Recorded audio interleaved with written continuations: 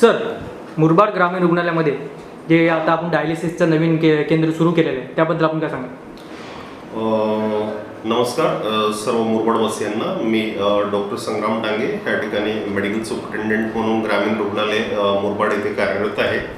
दिनांक 28 ऑक्टोबर 2024 रोजी आपण ह्या ठिकाणी हिंद लॅब लिमिटेड आणि महाराष्ट्र शासन यांच्या संयुक्त विद्यमाने हा डायलिसिसचा प्रोजेक्ट चालू केलेला आहे. या डायलिसिस प्रोजेक्टमध्ये अत्यंत अत्याधुनिक अशा 5 मशीन्स या ठिकाणी कार्यरत आहेत. सर्वसाधारणपणे एका मशीनवर एका दिवसामध्ये 3 पेशंटचं डायलिसिस करणं आपल्याला पॉसिबल आहे. याचा अर्थ असा होतो की एका दिवसामध्ये आपण ह्या ठिकाणी 15 पेशंटचं डायलिसिस आपण ह्या ठिकाणी करू शकतो.